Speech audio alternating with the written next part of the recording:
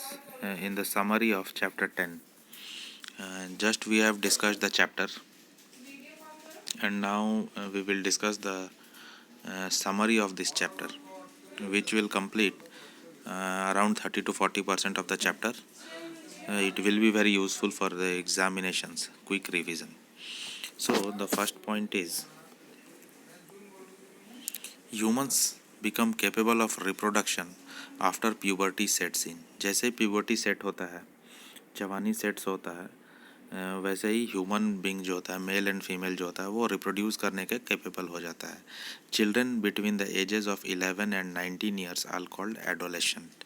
और एडोलेसेंट के अंडर में जो बच्चे आते हैं वो 11 से 19 ईयर्स के होते हैं.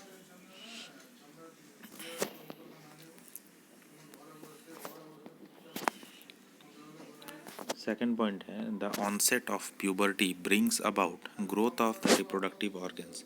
जैसे ही प्यूबर्टी का स्टार्टिंग होता है, ऑनसेट ऑफ प्यूबर्टी होता है, तो रिप्रोडक्टिव ऑर्गन जो होता है वो हमारा ग्रोथ होने लगता है.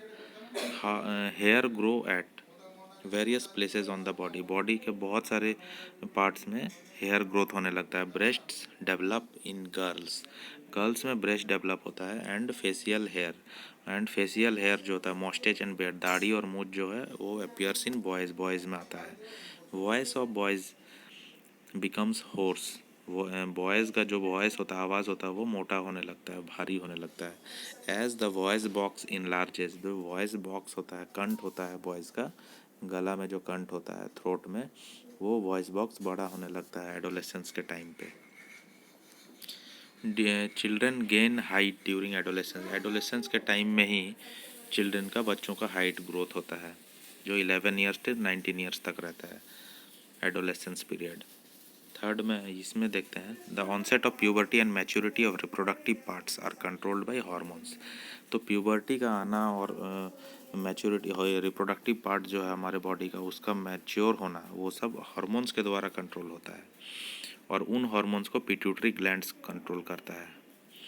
पिट्यूटरी ग्लैंड्स के द्वारा जो हार्मोन्स निकलता है, वो हार्मोन्स इन हार्मोन्स को कंट्रोल करता है, रिप्रोडक्टिव हार्मोन्स को. Hormones are secretions of endocrine glands which pour them directly into the blood stream. Endocrine glands के द्वारा ही हार्मोन्स को सिक्रीट किया जाता है, निकाला जाता है, जो ब्लड स्ट्रीम में, ब्लड में डायरेक्टली दिया जाता है.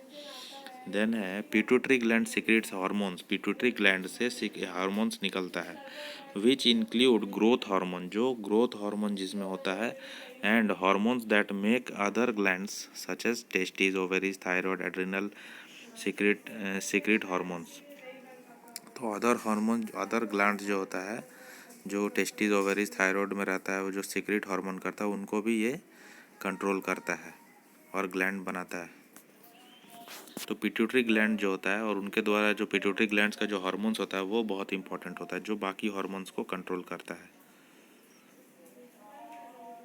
तो उसमें वो हार्मोन्स आता है, ग्रोथ हार्मोन्स, और वो हार्मोन होता है जो अदर ग्लैंड्स को सच एज टेस्टिस और ओवेरीज, ये सब जो सीक्रेट हार्मोन करता है, हार्मोन को सीक्रेट करता है. Pancreas secretes insulin, thyroid produces thyroxine, and adrenal produces adrenaline. ये इंपॉर्टेंट है, इसको ज़रूर याद रखिएगा कि पैनक्रियाज जो हमारे बॉडी का, वो इंसुलिन सीक्रेट करता है.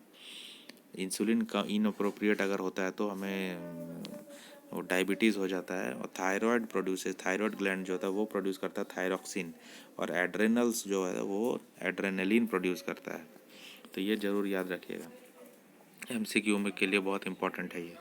Then testosterone is the male hormone and estrogen is the female hormone. ये भी एकदम इम्पॉर्टेंट है कि मेल का हार्मोन जो होता है वो टेस्टोस्टेरोन है, जिसके वजह से ही हमारे बॉडी का जो ग्रोथ होता है, बॉडी में जो एडोलेसेंट पीरियड में चेंजेस होता है, वो टेस्टोस्टेरोन हार्मोन के वजह से मेल में होता है, और एस्ट्रोजन हार्मोन के वजह से फीमेल में होता है. The uterine wall in females prepares itself to receive the developing fertilised egg. जो यूटेरस का वॉल होता है फीमेल्स में, वो खुद को प्रिपेयर करता है ताकि एग फर्टिलाइज्ड अगर होता हो तो उसको रिसीव कर पाए अपने आप में. In case there is no fertilisation, जब फर्टिलाइजेशन होता नहीं है, the thickened lining of the uterine wall breaks down and goes out of the body along with blood. This is called menstruation. ये भी वेरी वेरी इंपॉर्टेंट है ये. कि uterine wall, uterus का जो वॉल है वो खुद को प्रिपेयर करता है फीमेल बॉडी में, ताकि एग फर्टिलाइज्ड हो और उसमें एम्ब्रॉयो का डेवलपमेंट हो और बेबी आए। लेकिन जब ये नहीं होता है, एग फर्टिलाइज्ड ही नहीं होता है, तो इस केस में जो थिक वॉल जो रहता है वो ब्रेक डाउन हो जाता है। ब्रेक डाउन हो करके वो ब्लड के साथ बाहर निकल जाता है, जिस फ्लो को मेंस्ट्रुएशन फ्लो या मेंस्ट्रुएशन कहते हैं।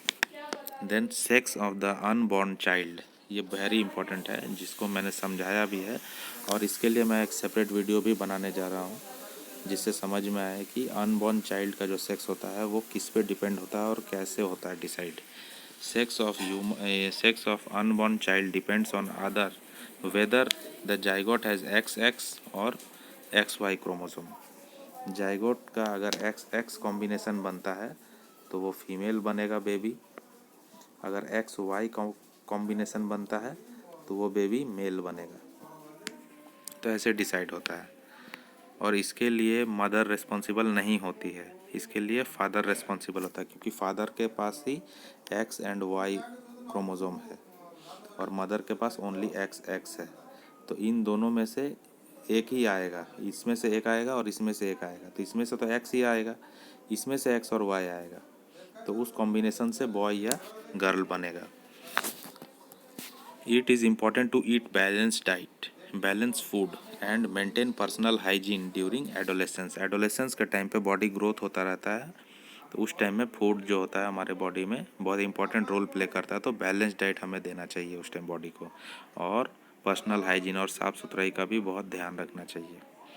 तो ये रहा हम लोगों का समरी पार्ट, इसको बहुत अच्छे से देखिए। मैं एक और वीडियो बनाने जा रहा हूँ जो